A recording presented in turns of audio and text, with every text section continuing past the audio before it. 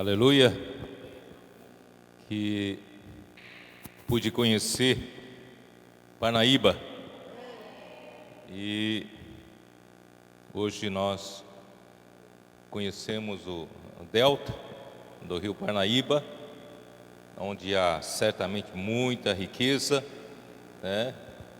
de peixes e riquezas de toda sorte, e com certeza que há um rio da água da vida passando pela igreja em Parnaíba e aqui na região. Então, estou muito alegre. Já havia um certo tempo que os irmãos me convidam para conhecer essa região e finalmente deu certo, nós chegamos aqui, Então, meu sentimento é compartilhar com vocês a palavra sobre o livro de primeira epístola de Paulo aos Coríntios, mas eu queria deter com vocês esse título: a igreja de Deus que está em Corinto. A igreja de Deus, não só que a igreja pertence a Deus, mas a igreja é uma coisa totalmente nova para o homem. É de uma cultura nova, inédita. Não há segunda coisa igual a ela, porque ela é de Deus. A igreja é do Deus único e santo.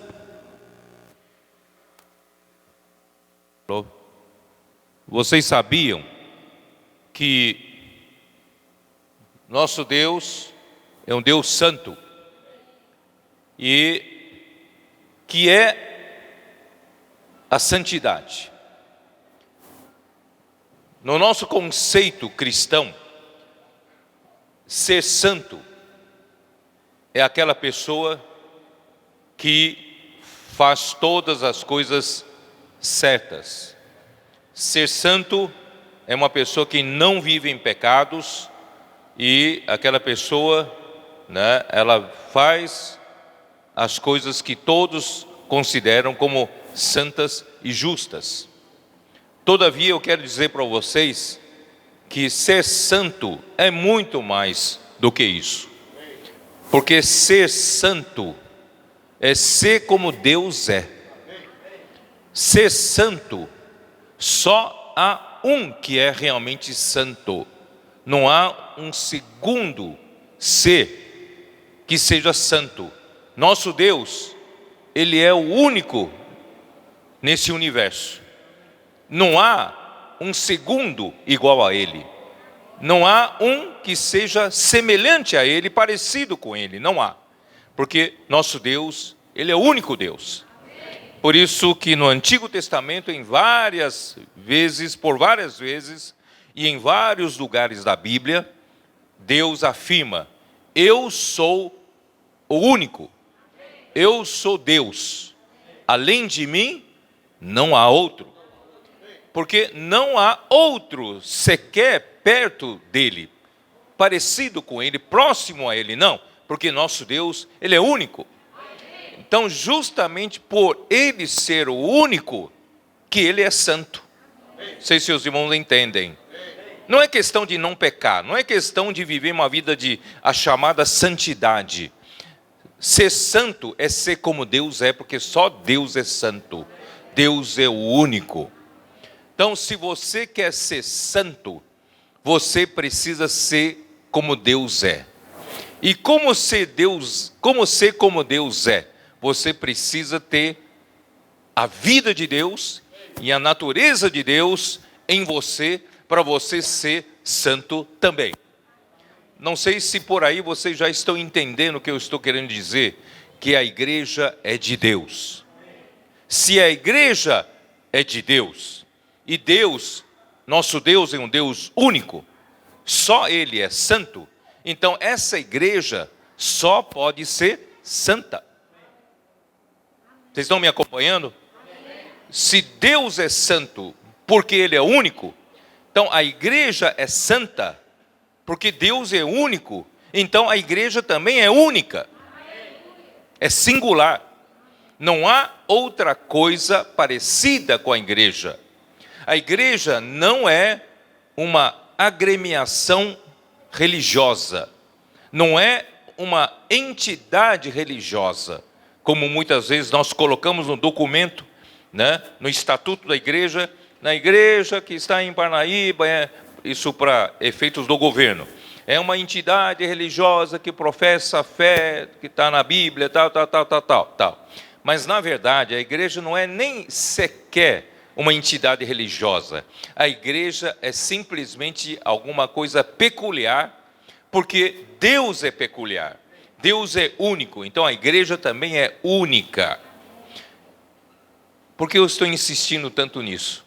Eu quero que você jogue fora todo o conceito antigo sobre a igreja, porque a igreja faz parte de uma nova cultura. A igreja faz parte de algo novo, que não existe aqui na terra. Vocês estão entendendo ou não? Estão entendendo? Os coríntios tentaram introduzir a cultura grega na igreja. Então Paulo está mostrando para eles que a igreja é única, a igreja é celestial, a igreja é de Deus. A igreja não é nada disso que você conhece na cultura humana. Quando você é introduzido à igreja, você precisa imediatamente perceber que a igreja é uma coisa nova, que não existe aqui na terra. Então, com esse conceito novo, você consegue entender melhor o que Deus quer para a igreja. Vocês estão me entendendo? Então, a igreja de Deus que está em Corinto, a igreja sendo de Deus, santo e único, então a igreja é santa. Por isso que Paulo fala em seguida aos santificados em Cristo Jesus. Vocês estão entendendo? Porque senão não tem sentido. A igreja de Deus que está em Cristo, em Corinto, aos santificados em Cristo Jesus. Ué, por que de repente apareceu aos santificados?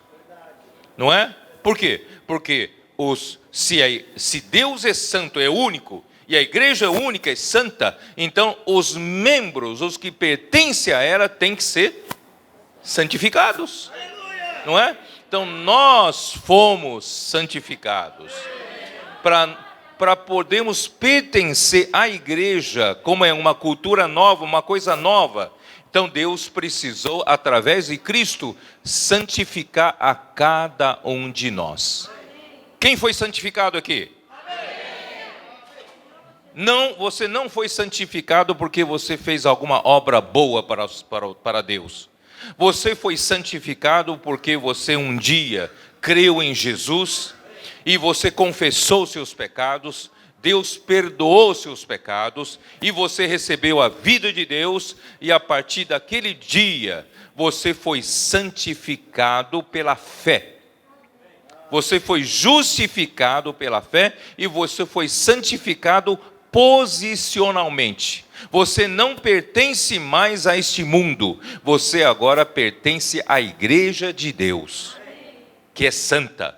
Então você foi santificado, assim como antigamente, no Antigo Testamento, um animal que estava no campo, ele era um animal comum, um animal vulgar, um animal como outro qualquer no campo. Mas quando aquele animal é selecionado para fazer parte do sacrifício no templo, aquele animal no templo é santificado, é separado. Você não está mais no campo, você agora está na casa de Deus. Então você foi santificado. E como você foi santificado? Foi santificado em Cristo Jesus. Porque você um dia creu no Senhor Jesus, e Cristo Jesus, pela obra redentora, Ele santificou você. Mudou você de posição. Você hoje pertence à igreja. Estão entendendo? Então, e os chamados para ser santos. Não só você foi santificado, você ainda é chamado para ser santo. Então existe a santificação posicional, existe a santificação disposicional. A sua posição agora é santa porque Deus te chamou e colocou você na igreja no lugar santo. Mas o seu ser ainda não foi santificado. A sua alma ainda não foi santificada. Então Deus está trabalhando você com um processo de santificação. E essa santificação é a transformação da minha alma, da sua alma. Deus está colocando cada vez mais elementos santos de Deus para dentro do meu ser, para dentro da minha alma. Então eu estou sendo santificado. Eu fui chamado para ser santo. E a todos os que em todo lugar invocam o nome de nosso Senhor Jesus Cristo, Senhor deles e nosso. Como eu disse, agora estamos numa nova cultura. Irmãos, nós somos aqueles que em todo lugar invocam o nome do Senhor Jesus. Agora precisa entender um pouco de pano de fundo. Por que Paulo de repente fala que nós somos os santificados em Cristo Jesus, chamados para ser santo, e somos aqueles que em todo lugar invocam o nome do Senhor Jesus? Você precisa entender um pouco o pano de fundo da época, os antecedentes, os gregos. Não sei se você conhece a cultura grega. A cultura grega, para quem não sabe, a cultura grega é a cultura que começou toda a cultura do mundo ocidental. O Brasil faz parte do mundo ocidental. Então, toda a cultura, o berço da cultura, a origem da cultura ocidental começou na Grécia. E começou o que na Grécia? Começou a democracia. Não sei se vocês sabem. Começou a democracia na Grécia. Na Grécia, em Atenas, muito tempo antes mesmo de Cristo, eles praticavam democracia. Todos da cidade de Atenas tinham direito a voto. Eles, cada cidadão ateniense tinha direito a um voto. E eles decidiam por meio de votos. Ali começou o berço da democracia, tá? Então, e começaram.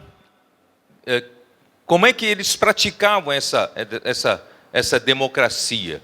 Então eles, cada cidade grega era uma cidade independente, era um país. Vocês estão entendendo? Na Grécia, cada cidade é um estado. Cada cidade é chamada de polis. Aí que veio, né, metrópolis, polis, essa última palavra, as últimas duas sílabas, polis. Polis era uma cidade-estado. E Atenas era uma cidade, mas é um país independente. Então, os atenienses decidiam, né, o futuro, né, desse país. Esse país é uma cidade só, Atenas. Só que Corinto também fazia parte da Grécia e também era uma cidade independente. Então, era uma cidade, né, estado. Era uma polis. Então, assim funcionava. O que fez desenvolver a cultura grega é que essas cidades independentes, cidades-estado, eles tinham uma coisa em comum, a língua em comum. E eles tinham a sua religião em comum. A religião era a religião politeísta, aqueles deuses da mitologia grega, tá? E eles tinham o quê? Eles tinham a mesma... eles seguiam a mesma cultura, né, a cultura grega.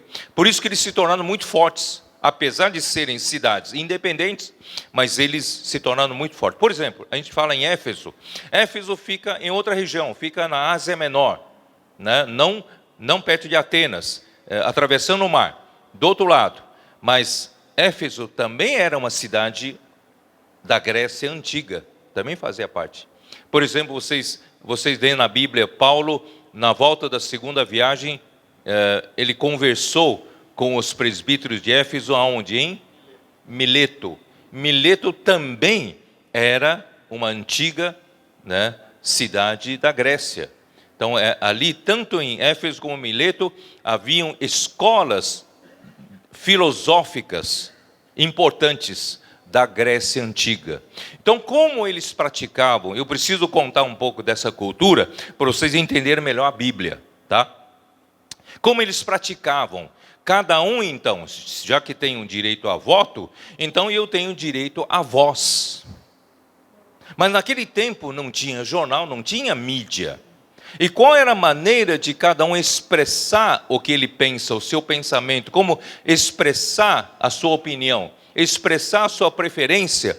Então essas cidades gregas, polis, eles sempre tinham uma praça muito grande.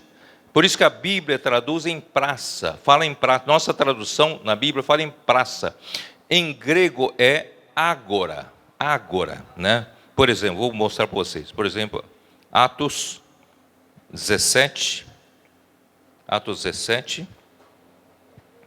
versículo 16. Enquanto Paulo os esperava em Atenas, o seu espírito se revoltava em face da idolatria dominante na cidade.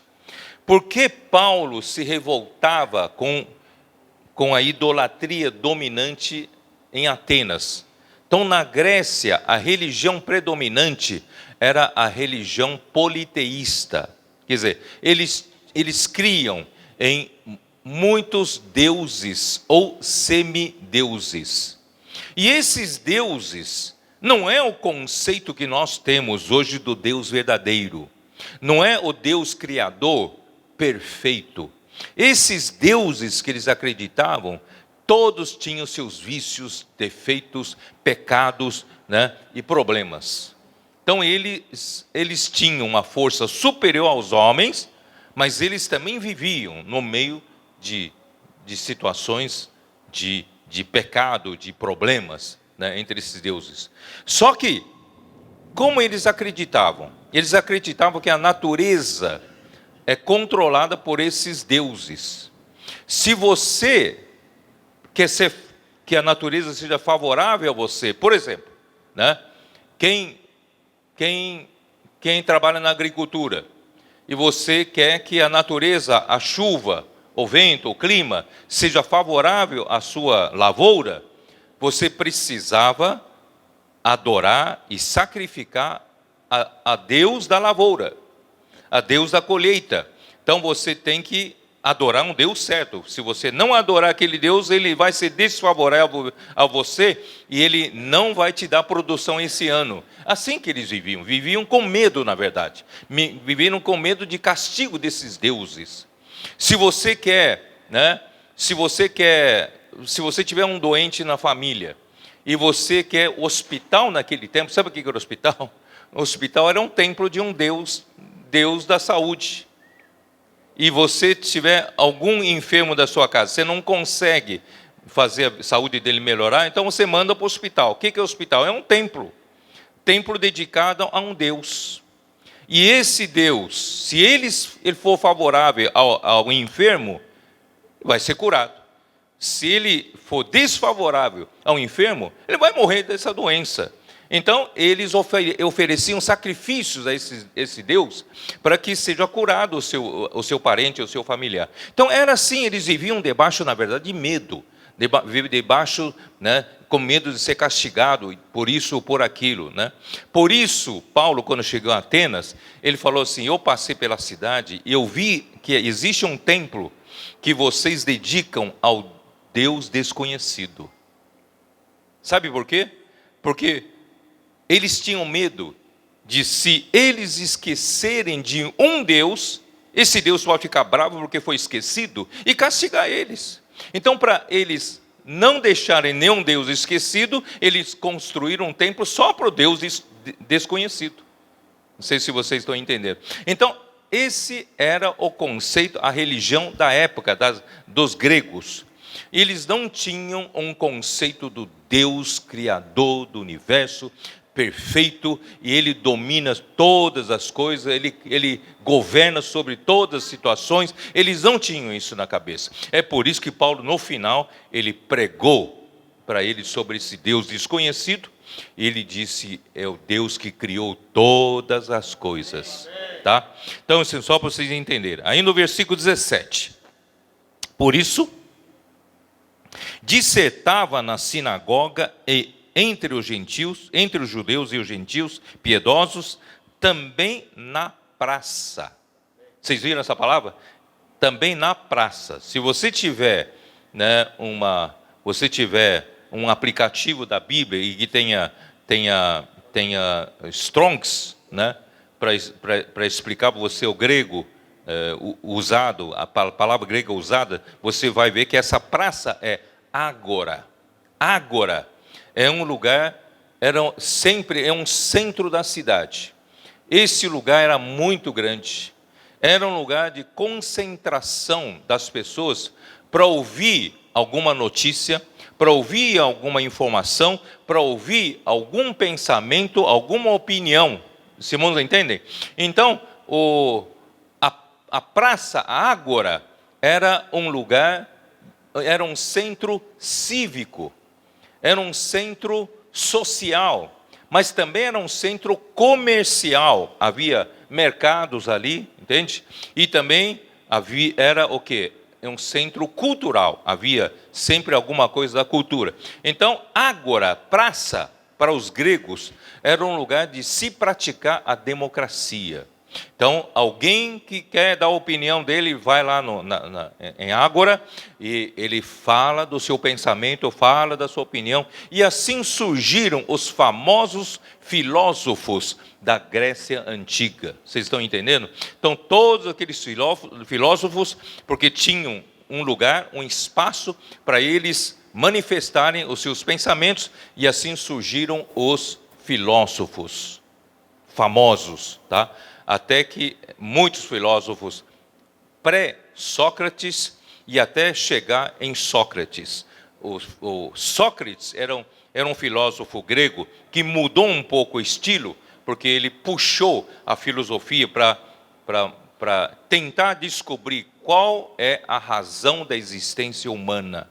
Qual é, né, por que o homem existe, trouxe toda a filosofia para um problema existencial do homem. É um vazio que fica na alma do homem enquanto não sabe, não conhece o propósito de Deus.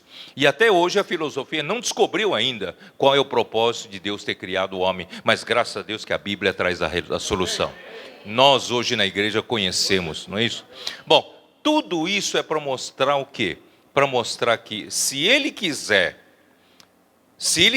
praticar a democracia, então ele tinha que ir até a ágora, tinha que ir até a praça, ali ouvir os pensamentos, e ele concordar com esse pensamento, concordar com aquele pensamento, fazer a sua votação, praticar a sua cidadania como cidadão, né, da democracia, e assim é que funcionava. Então, para eu poder praticar a minha cidadania, e eu tinha de ir até a praça, ouvir discursos e dizer eu concordo com isso, eu não concordo com aquele. Por isso que Paulo diz assim, mas a igreja é diferente. A igreja é uma cultura nova. A igreja não é um lugar agora que a vida da igreja virou uma praça. Para cada um levantar e dizer sua opinião, cada um dizer seus pensamentos, cada um dizer que eu concordo, para levantar, vamos levantar a mão, quem concorda comigo, quem não concorda comigo. Irmãos, a igreja é diferente. É uma cultura nova. A igreja é de Deus. Vocês estão me entendendo? Então, essas curtas palavras que Paulo falou em 1 Coríntios, se você não tivesse fundo histórico, você não entenderia. Então, na igreja, nós não precisamos ir até a ágora, não precisamos ir até a praça, para ouvir discursos, opiniões, pensamentos, ouvir na reunião da igreja, para ouvir discursos, opinião de cada um, não. Nós somos aqueles, irmãos, que em todo lugar, não precisa vir para a praça, todo lugar somos aqueles que invocam o nome do Senhor Jesus. Essa é cultura nova. Não existia na época e nem existe hoje. Não é? Não existe. Então nós não somos aqueles que vão por uma opinião de um pensamento que eu gostei, ou por outra filosofia que eu gostei. Eu sou guiado por Jesus Cristo. Sem Ele eu não sei fazer nada. Sem mim nada podeis fazer, Jesus disse em João 15. Eu sou a videira e vós os ramos. Quem permanecer em mim e eu nele, esse dá muito fruto. Porque sem mim nada podeis fazer. Então, irmãos, nessa nova cultura, nós não apelamos para filosofia, não apelamos para opinião, para pensamentos bons, nós somos guiados pelo Senhor. Por isso, irmãos, nós somos um grupo diferente. Nós somos pessoas de cultura diferente, porque a nossa cultura é cultura celestial. Nós vamos pelo invocar o nome do Senhor Jesus. E eu posso invocar em casa, posso invocar no trabalho, posso invocar enquanto estou na rua, eu posso invocar em todo lugar. E esse Senhor que eu invoco é o mesmo meu e deles. Senhor nosso e deles. Quer dizer, esse mesmo não é o filósofo que eu adotei e você adota outro filósofo. Não, é o mesmo Senhor. Esse Senhor que nós invocamos é o mesmo Senhor. Então, na igreja, nós temos uma cabeça. Cabeça é Cristo. Vocês estão entendendo? Ó Senhor Jesus. Por isso que Ele é único. Nós estamos numa cultura diferente. Eu ainda quero limpar a sua cabeça de um conceito religioso como um ajuntamento humano aqui na terra. Não é. A igreja é totalmente algo novo na cultura humana. Não existe na cultura humana. A igreja é feita por aqueles que foram santificados por Cristo Jesus e os chamados para ser santos e os que invocam o nome do Senhor em todo lugar, Senhor deles e nós. Por isso, irmãos, invocar tem que ser a nossa respiração da vida. Eu não sei viver sem o Senhor. Eu não sei viver sem invocar o nome do Senhor. Ó Senhor Jesus, ó Senhor Jesus, ó Senhor Jesus. Às vezes audivelmente, outras vezes silenciosamente. Mas eu quero ser guiado pelo Espírito de Deus. Os que são guiados pelo Espírito de Deus são filhos de Deus. Então, esse é o conceito da igreja de Deus, né? A igreja de Deus que está em Cristo Jesus. Muito bem. Eu vou fazer uma miscelânea essa noite, uma mistura, por causa dos hinos que nós cantamos, tá? Os hinos que nós cantamos começou falando da vida da igreja, e da vida da igreja fala que nós, né? O primeiro hino que quando eu cheguei aqui nós cantamos, fala que nós primeiro arrumamos a casa e depois nós saímos à guerra, tá? E aí com isso que vocês cantaram, então me deu a inspiração, então vou fazer uma miscelânea aqui essa noite.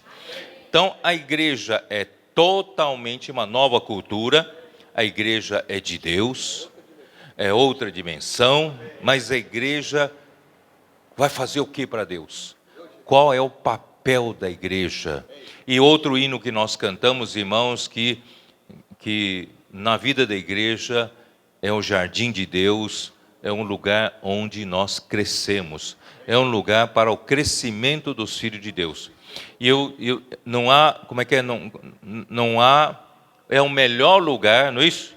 Para se crescer. Eu diria, não só o melhor lugar, mas é o único lugar para se crescer. Você pode ficar em sua casa, não viver a vida da igreja, lendo a Bíblia, orando o dia todo, jejuando, fazendo vigília na sua casa. Você não cresce. Você precisa da vida da igreja para crescer. Você precisa dos irmãos, precisa de outros membros do corpo de Cristo. Você precisa servir na igreja.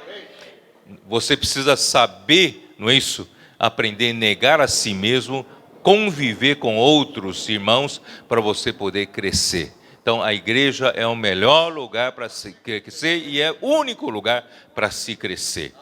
E depois nós cantamos mais um hino que diz: nós estamos felizes nesse lugar. É outra dimensão. Realmente, irmãos, é outra dimensão. Feliz, feliz, feliz. Na igreja estou, né? Então, irmãos, inspirado por tudo isso que vocês cantaram, então quero mostrar para vocês o seguinte: da igreja, já que a igreja é de Deus, a igreja é formada pelos santificados em Cristo Jesus, são os que estão passando pelo processo de santificação até chegar na glorificação, que é o final do trabalho de Deus. E hoje nós temos responsabilidade. De um lado, Deus nos supre para nosso crescimento, supre para nossa necessidade, não é isso? Mas Deus tem responsabilidade para nós. Qual é a responsabilidade da igreja? Qual é? São esses dois pontos. São a vida da igreja, cuidar do crescimento de todos, até chegar na maturidade, até chegar em varão perfeito, né?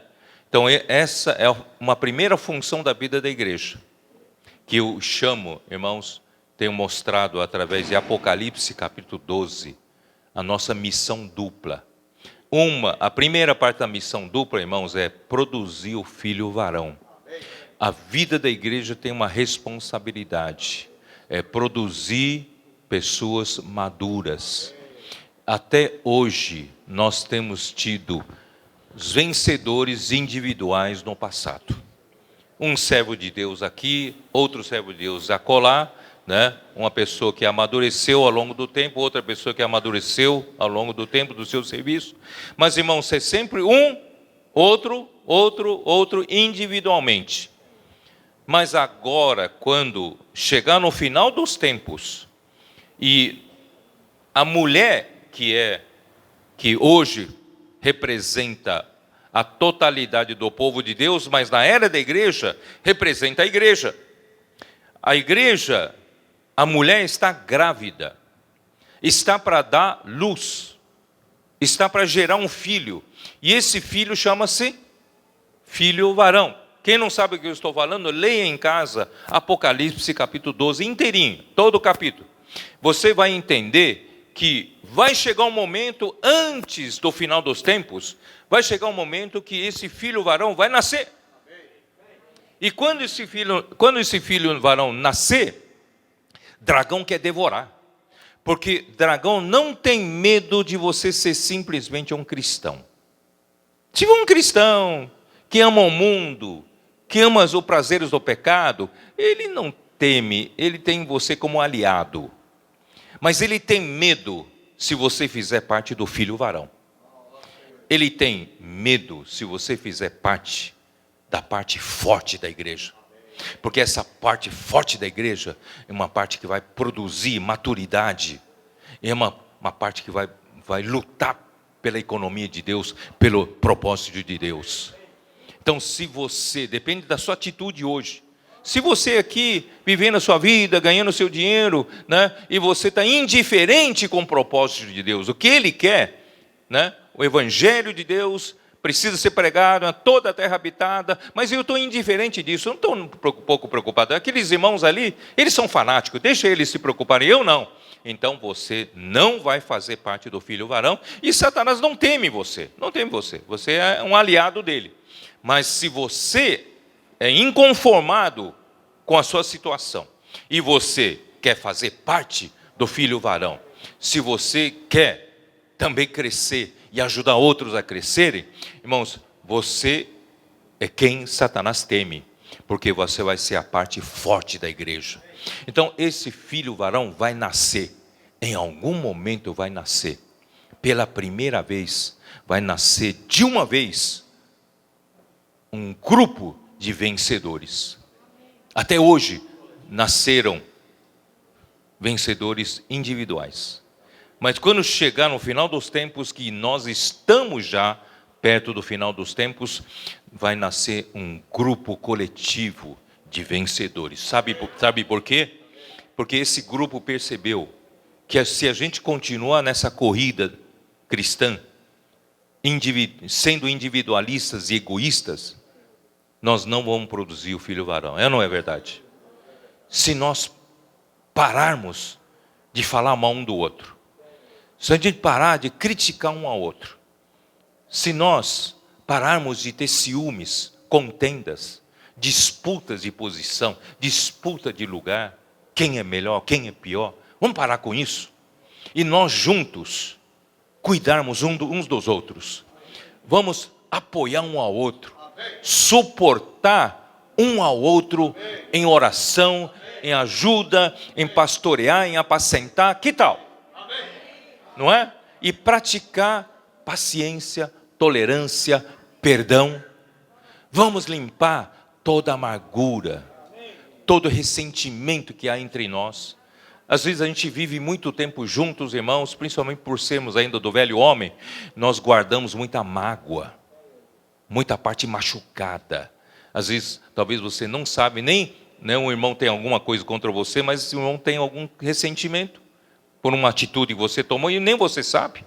Então, irmãos, nós vamos limpar tudo isso. E a partir de agora, daqui para frente, nós vamos cuidar uns dos outros. Alguém enfraqueceu, vamos ajudá-lo. Não é isso? Em lugar de pisar em cima e dar risada ainda, certo? Nós vamos mudar de atitude. Nós começamos a cuidar um dos outros.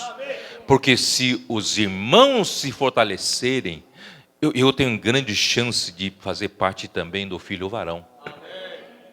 Se eu for egoísta e eu ficar como no mundo, tentar vencer pisando na cabeça do outro, o filho varão não vai nascer. Então nós precisamos cuidar uns dos outros. Essa corrida é coletiva, vamos juntos. O que vai acontecer? Nós vamos produzir um filho varão. E quem vai produzir é a vida da igreja. E a vida da igreja que eu estou me referindo, irmãos, faz parte os serviços da igreja. Graças a Deus que 2 anos atrás, a situação geral das igrejas não estava boa. Havíamos perdido entusiasmo pela nossa visão. As reuniões da igreja estavam sem graça, sem força, sem alegria. E graças a Deus nós acordamos para isso. 2 anos atrás, em 2017, no começo do ano, começamos a falar do entusiasmo. Vocês entendem? Vocês perceberam? Do entusiasmo, da excelência e da inclusão. Entusiasmo, nós precisamos ter paixão naquilo que nós fazemos. Uma vida da igreja tem que despertar em nós esse entusiasmo, essa loucura por essa visão que nós vimos, como eu tinha nos anos 70. Eu não posso perder isso. Então, a vida da igreja continua despertando para mim essa paixão, essa alegria em viver a vida da igreja. Eu dou a minha vida por isso. Então, graças a Deus que 2017 para hoje, muita coisa mudou.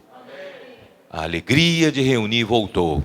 A alegria da vida da igreja voltou, não é isso? Então, nós hoje temos entusiasmo. E nós começamos a arrumar os serviços. O serviço da igreja, serviço de crianças, serviço de adolescentes, serviço de jovem, quase que não existia. Se existia, era uma coisa muito mal feita, tudo improvisadamente. É ou não era? Então, graças a Deus, o Senhor começou a nos despertar. Então, para ter um serviço bem feito, tem que ter pelo menos 1 ou 2 que se sacrificam pelo serviço. Se não houver, não adianta, que não vai para frente nenhum serviço. Então, graças a Deus, muitos serviços foram restaurados, de criança, de adolescente, de jovens, serviço de todo tipo de serviço, serviço de recepção, serviço de apacentamento, de pastorear, né, serviço de limpeza, de arrumação de cadeira, do som, né, de casais da terceira idade, de serviço de literatura, né? Então, assim, começamos a restaurar muitos serviços, e esses serviços não só funcionam mais ou menos, mas nós estamos buscando a excelência, fazer o melhor para o Senhor. Antigamente, a gente dava a sobra para o Senhor. Às vezes, alugamos um local de reunião e precisa de fogão. Tem um fogão velho em casa ali, né? Eu vou levar para o local de reuniões. Irmão, antigamente funcionava assim. Não, eu tenho uma geladeira que já vou trocar. Eu vou trocar a geladeira, vou levar a minha geladeira velha. Na verdade, você está jogando ferro velho para a igreja, certo? Então, irmãos, vamos parar com isso. Vamos dar o melhor para o Senhor, né? Vamos dar o melhor para o Senhor, o melhor serviço para o Senhor, o melhor tempo para o Senhor. Irmãos, graças a Deus que nesses 2 anos os serviços melhoraram. E inclusão, o que é inclusão? Não pode ficar sempre os mesmos irmãos mais velhos ali tomando conta de tudo. Precisamos introduzir novos elementos. Nós precisamos abrir espaço para os irmãos mais novos, a geração mais nova. Não é isso? Assim foi acontecendo. As irmãs precisam ser incluídas nos serviços. Irmãos, as irmãs num serviço, né? Notadamente você vê a diferença. Quando tem um toque feminino em qualquer tipo de serviço, no começo de 2017, quando eu entrei num dos locais de reuniões lá em São Paulo, da igreja em São Paulo, na entrada tinha 2 vasos. Por falta de toque feminino, aqueles 2 vasos estavam com a terra seca, arreganhada, e as 2 árvores já toda morta, as 2 árvores secas. Eu falei, se tiver irmãs cuidando desses vasos, certamente teríamos outro paisagismo, né? E o local de reuniões mais cheio de flores, de plantas, né? Dá um toque feminino. É a mesma coisa, irmãos, quando estudei, tanto no ensino médio, eu fiz escola técnica, e depois, né, no ensino superior, eu fiz a engenharia. Irmãos, eu morei em república. Sabe o que é república? Eu morei com outros estudantes numa cidade longe da minha casa. Irmãos, em república nós só tínhamos homens. Então, aquela pia de manhã, certo? Um colega meu de quarto vai ali, faz aquela barba, certo? E ele vai embora, larga toda aquela rebarba da barba, né? Na pia, certo? Fica tudo ali grudado na pia e secando ali. Irmãos, essa é a república de homens. Hoje, graças a Deus, eu tenho a mulher em casa, né? Minha esposa. Irmãos, um toque feminino fica tudo mais agradável em casa. É ou não é? Então, os homens precisam valorizar mais as mulheres, viu? Na igreja também precisam valorizar mais as mulheres. E as mulheres fazem muito serviço melhor do que os homens, né? Então, assim, nós precisamos, irmãos, incluir todos. Todos precisam achar seu espaço na igreja. A geração nova não pode ir entrando achando que não tem mais espaço para eles. Irmãos, há desemprego na nossa crise econômica, mas não há desemprego na igreja. Na igreja tem espaço para todos, porque a igreja é corpo de Cristo. Na igreja todos os membros têm função. Todos os membros têm o seu espaço. Você precisa achar o seu espaço, e os irmãos que estão na liderança precisam ajudar você a achar o seu espaço. Todos precisam achar seu espaço na igreja. Então, esses 2 anos houve muita inclusão. Não está suficiente, tanto no entusiasmo, excelência e inclusão, nós ainda queremos mais. Como o irmão Dong diria, estamos alegres, mas não estamos satisfeitos. Nós queremos mais. Então, as coisas ainda precisam progredir, tá? Então, muito mais. Por isso, agora, a partir dessa conferência, né, essa última conferência de março, nós declaramos o início de um novo ciclo. Esse novo ciclo precisa consolidar melhor ainda esses serviços. Esses serviços, já começamos a organizar, precisam ser ainda melhor organizados. No passado, né, João? Quando a gente fala em organização, a gente arrepiava todo. Na igreja não tem organização. Organização é coisa de religião morta. Na igreja é organismo vivo. Tá bom, organismo vivo, mas organismo é a coisa mais organizada que existe. Está tudo organizado. O seu corpo não está organizado? Os seus rins não estão no lugar que eles devem estar ou não? Ou você nasceu com um rim atrás e um rim aqui no peito? Não, seus dois rins estão no lugar certo. Os seus pulmões estão no lugar certo ou não? Está ou não está todo organizado? Seu cérebro nasceu aqui no lombo? Não, seu cérebro está aqui. Então está tudo organizado, tudo bem feito. Então, irmãos, a igreja é um organismo vivo e o organismo vivo precisa da organização. Então, eu mostrei lá na conferência em São Paulo, na semana passada, através do livro de Números. Quem acompanhou sabe o que eu estou falando? No livro de Números, Deus é tão organizado.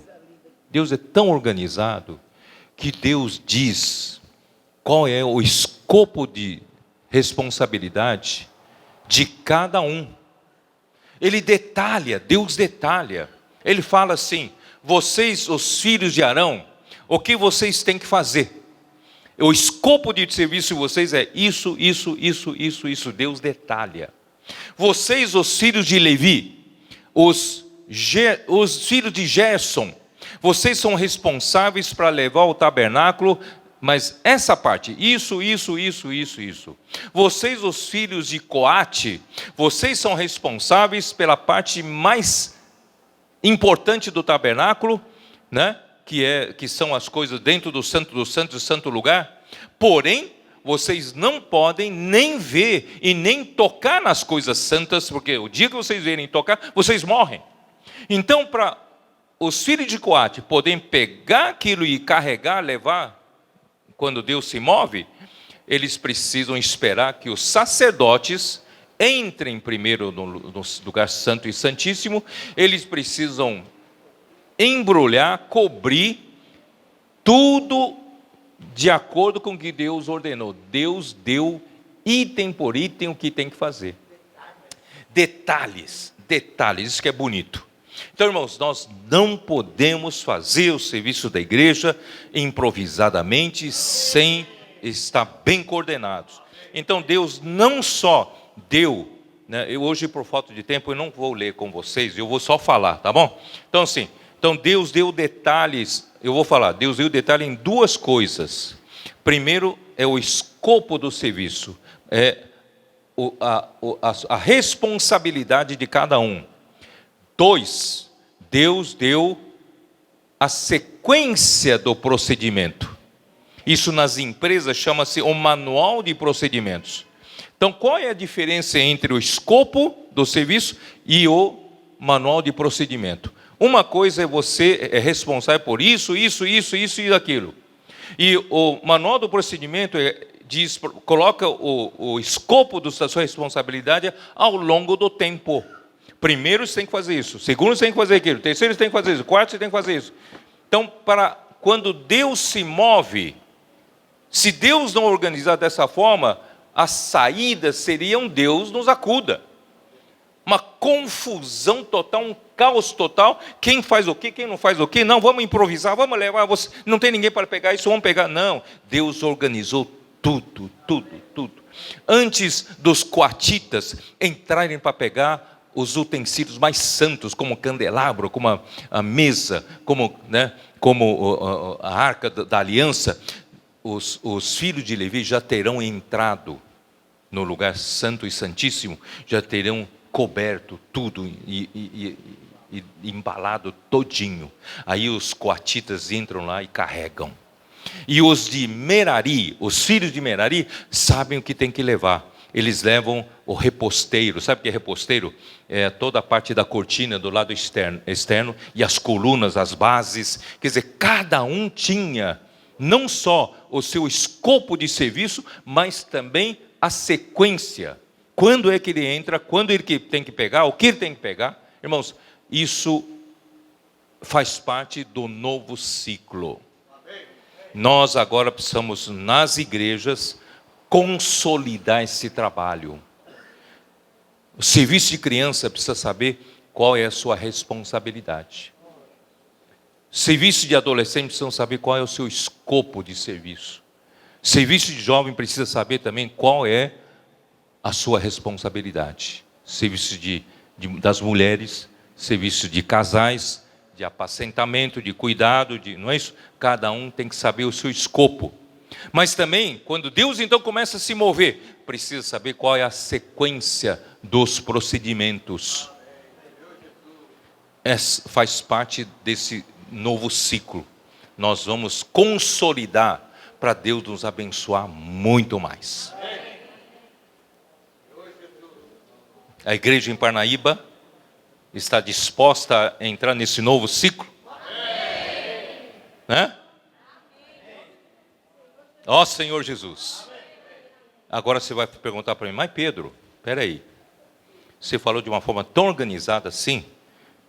Mas qual a diferença então, essa organização com uma empresa bem organizada? Aqui no mundo, quem sabe, nós tenhamos multinacionais, as empresas hiper organizadas, não é isso? Extremamente organizado. Então, se a igreja está querendo alcançar nesse nível de organização, mas qual a diferença entre a igreja com essas organizações? O que você acha? Aí vem uma pergunta, né? Boa pergunta essa pergunta. Mas o livro de Números também responde. É, Joel, você devia ter ido na conferência em São Paulo, viu? Mas eu acompanhei toda, eu escrevi você falando lá. Sabe como é que funciona a coisa? Sabe como é que funciona a coisa? Deus é tão organizado que até o acampamento dos filhos de Israel era tudo organizado. Tabernáculo ficava no meio, né? O lado leste, oriental, ficava as tendas de Moisés, Arão e seus filhos. E isso estou falando primeiramente dos levitas e sacerdotes. E no lado sul ficava os coatitas de filho de Coate. Do lado sul, né, no lado ocidente, do lado oeste, ficava Gerson. E do lado norte ficava Merari. E nós temos as 12 tribos divididos em 4 arraiais, 4 estandartes. 3 tribos faziam parte do estandarte do arraial de Judá. É Judá, Issacar e Zebulon. Então, eles acampavam do lado oriental, leste. E mais 3 tribos ao lado sul, mais 3 tribos ao lado ocidente e 3 tribos no lado norte. Deus é organizadíssimo. E a nuvem do Senhor permanecia sobre o tabernáculo e cobria o tabernáculo. E a nuvem do Senhor representa a presença do Senhor. Então Deus estava no tabernáculo. Deus estava ali no Santo dos Santos. Deus permanecia. E o livro de Números fala assim: enquanto a nuvem permanecia no tabernáculo, o povo permanecia acampado ali. Mas no segundo ano, no segundo mês, Deus decidiu seguir. Aí Deus, a nuvem do Senhor, levantou e começou a andar. Começou a andar. E agora? Se você não tiver um serviço todo organizado, opa, Deus saiu. O que vão fazer? Números fala, Moisés e Arão, vocês vão fazer 2 trombetas de prata.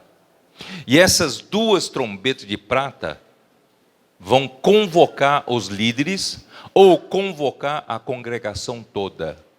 Quando tocar de um jeito, é para fazer isso. Tocar de outro jeito, é assim. E quando tocar arrebate e tal, o primeiro arraial tem que se levantar e seguir a nuvem. Irmãos, isso quer dizer o quê? Quer dizer que quando Deus começa a se mover, existe uma ordem para seguir. O arraial de Judá é o primeiro a seguir. Mas logo em seguida, os do Gerson, os levitas, Gerson e Merari, tinham que pegar a sua parte dos tabernáculos, desmontar e carregar. Eles tinham que logo ir atrás do arraial de Judá. E depois ia o segundo arraial. E depois seguiam os coatitas, com a parte mais importante que ficava bem no meio dessa procissão. E depois dos coatitas iam mais 2 arraiais. Então assim todos iam seguindo a nuvem. A nuvem parava num lugar. Imediatamente os levitas tinham que montar o tabernáculo de novo. E o acampamento, os arraiais, cada um já se posicionando de um lado e montava isso. Por isso que quando Balaão, isso, né? É isso, né? Quando Balaão foi amaldiçoar, quando ele foi subornado pelo Baraque, né?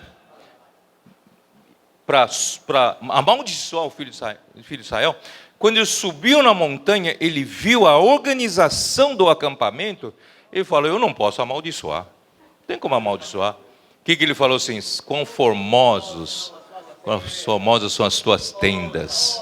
Ó Jacal, Israel. Vocês entenderam?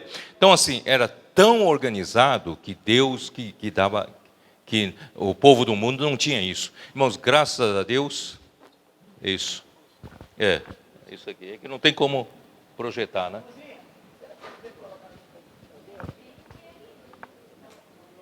né? Então, irmãos, só para mostrar para vocês,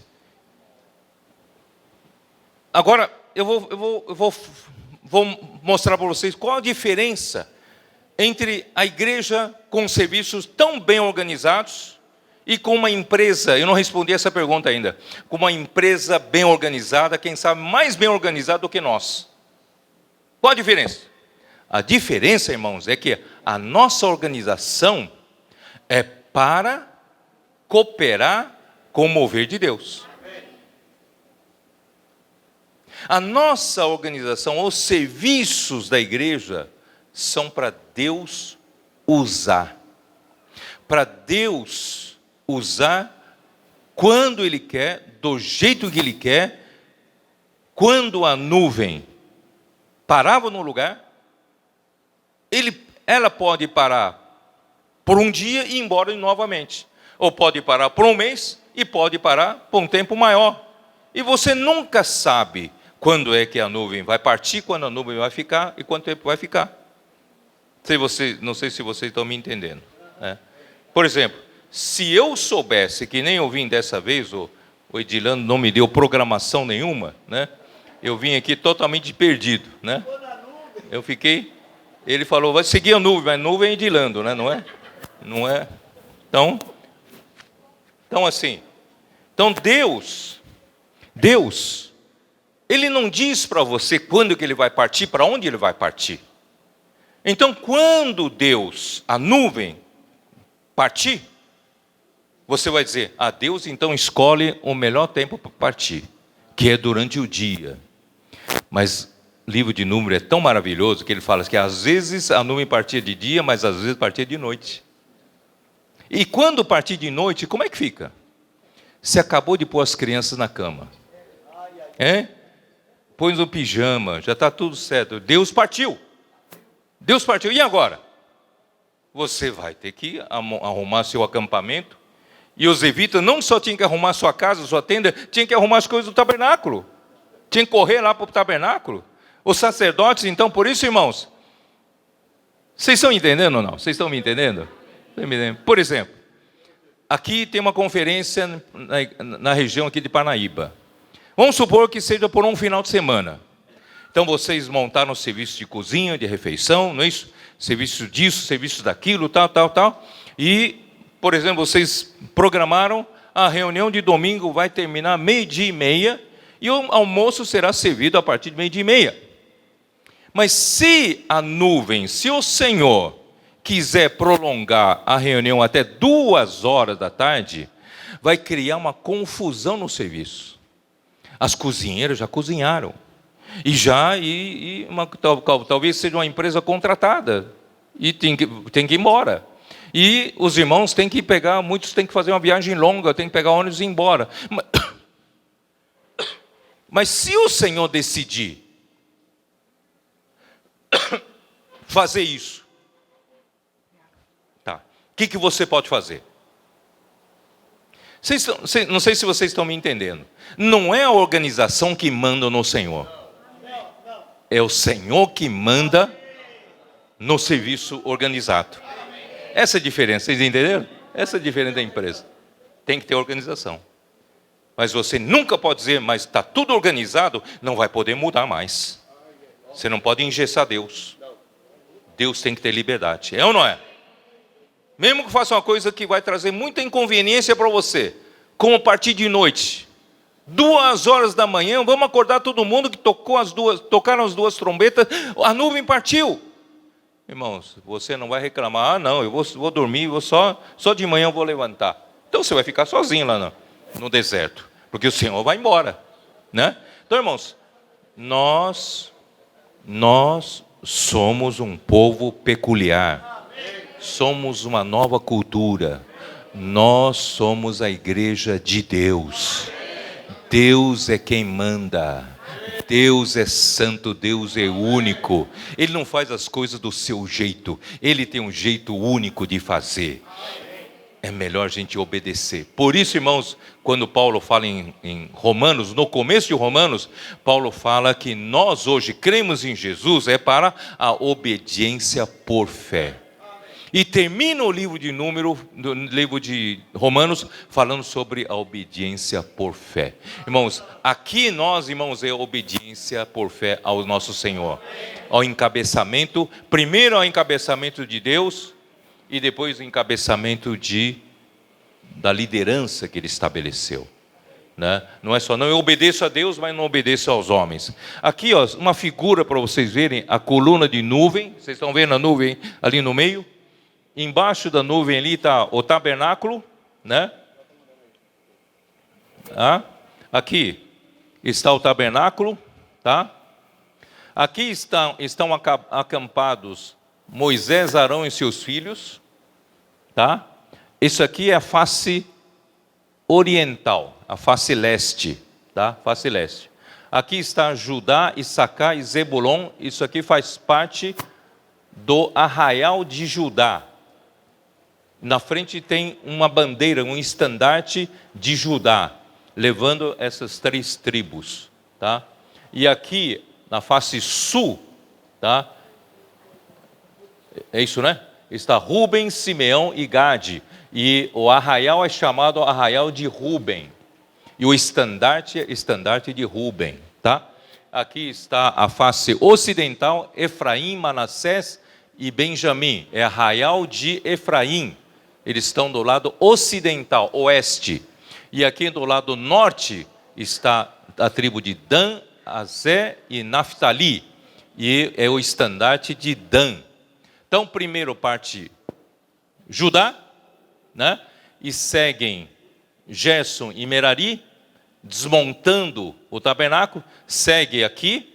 E em seguida sai o arraial de Ruben e segue o Coate, os filhos de Coate, e depois seguem os 2 estandartes, e assim forma o exército de Deus andando pelo deserto.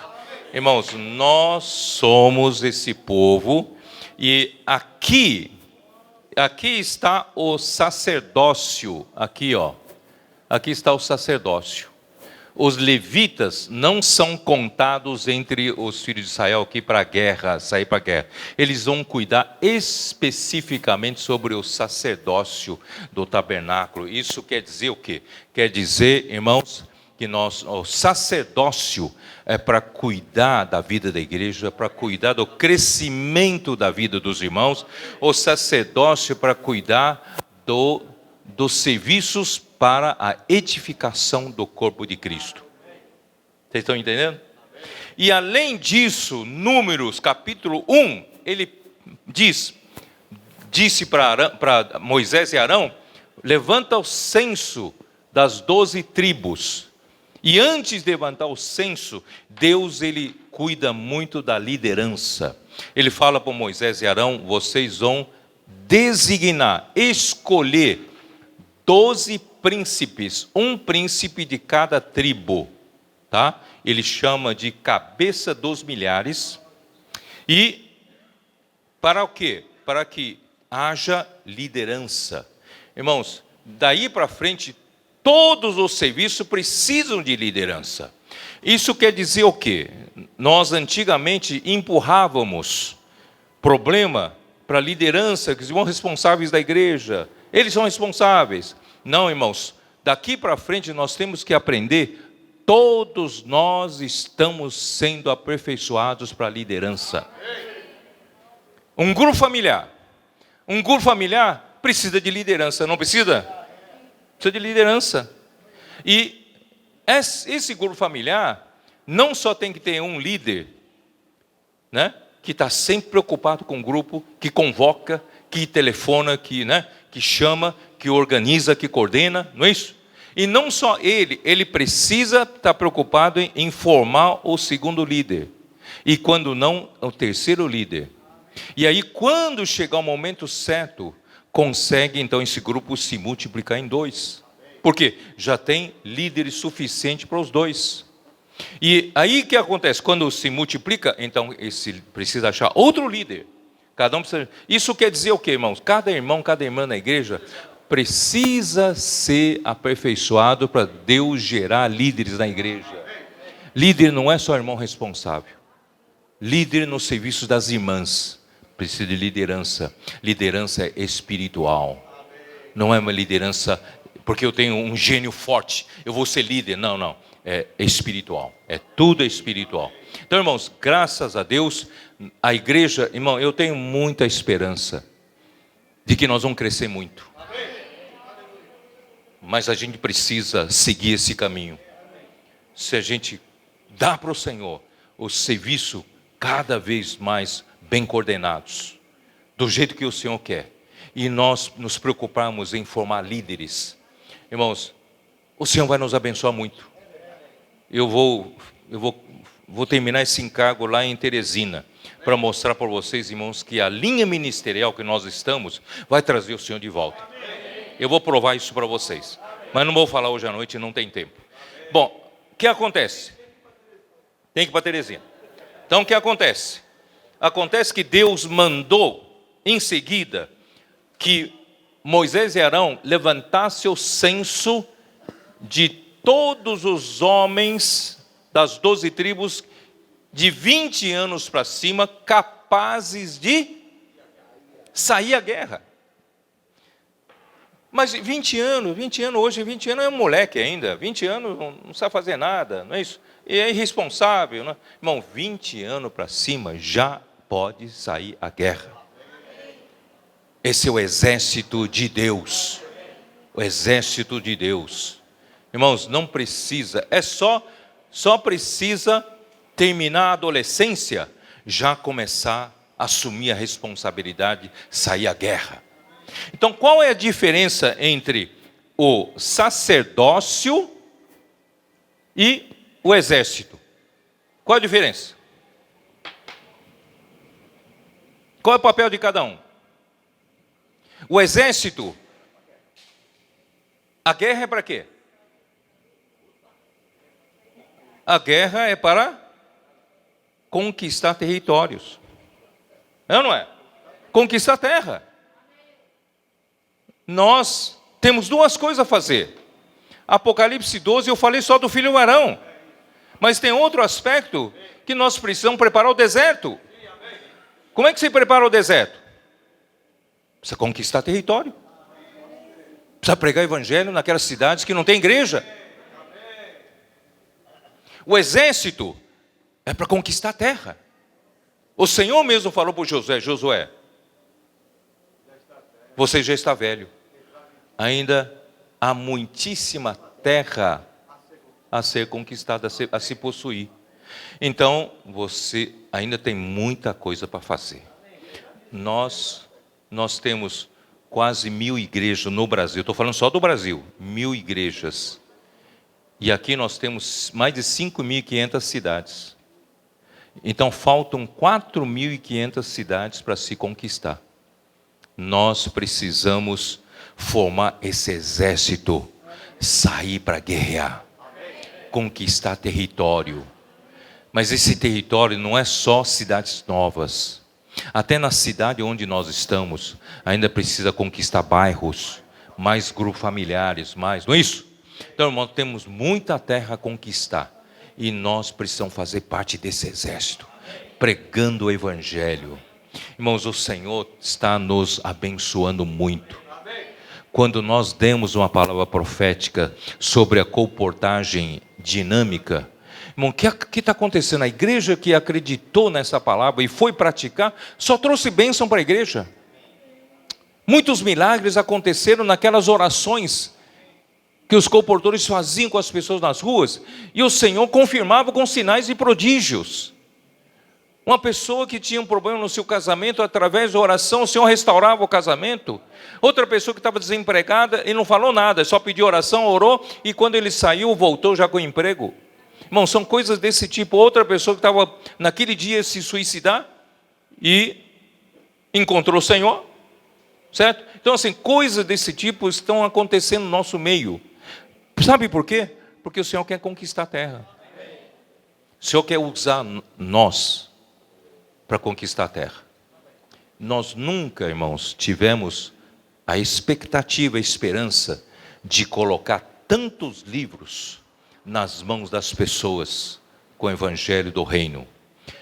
Com 20, eu fiz uns cálculos, com 25 equipes, só 25 equipes selecionadas, que chegam no padrão daquela equipe de Osasco, irmãos, nós vamos por ano, podemos semear mais de 1,5 milhão de livros, mais de 1,5 milhão de livros, irmãos, só por meio desses comportores, essas 25 equipes só, 25 equipes. Mas hoje o que está acontecendo? As igrejas estão entrando. Os irmãos das igrejas estão entrando, fazendo comportamento, mesmo que não chegam no nível dos comportores dinâmicos, não tem problema. Mas mais livros estão sendo semeados. Então isso, o que está acontecendo, irmãos? Está acontecendo que o exército começou a funcionar. E eu vou dizer uma coisa para vocês. Não só esses comportores dinâmicos estão fazendo isso, me fez descobrir uma coisa. Todos nós, mesmo que não sejamos comportores, nós podemos, durante uma semana toda, quantas oportunidades nós temos que o Senhor coloca alguém diante de nós para nós orarmos por ela. Tem ou não tem oportunidade?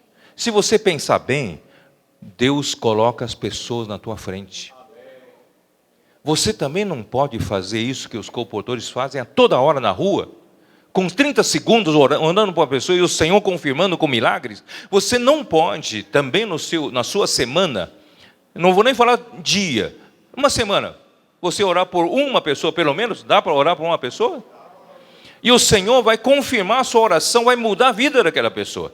Eu vou dizer para você, qual é hoje uma pessoa no mundo que não está aflita por alguma coisa? Eu pergunto, tem alguém aqui que você encontra alguma pessoa? Não tenho necessidade nenhuma, não tenho problema nenhum. Não tem problema ou no casamento, ou com filhos, ou com a família, ou com emprego, ou com doença, não é isso? Tem problema, algum problema tem. Hoje as pessoas estão como no tempo que Jesus veio aqui, encontrou a multidão, como ovelhas sem pastor, aflitas e exaustas. Hoje não é diferente, quem sabe está pior. Nós estamos encontrando muitas pessoas desesperadas. Elas se vestem bem, mas aqui por dentro tem uma necessidade muito grande. A aparência mostra que não precisa de nada, mas aqui dentro é uma carência enorme. Então, irmãos, se nós como igreja, se todos nós, pelo menos uma vez por semana, orarmos por uma pessoa, e essa oração mudar a vida daquela pessoa, sabe o que nós estamos fazendo? Nós estamos influenciando o mundo. Porque eu tenho preocupado que a igreja está tendo reuniões boas nesses 2 anos, restauramos muito o serviço da igreja, então a igreja está vivendo uma nova fase, mas nós ainda pouco influenciamos o mundo.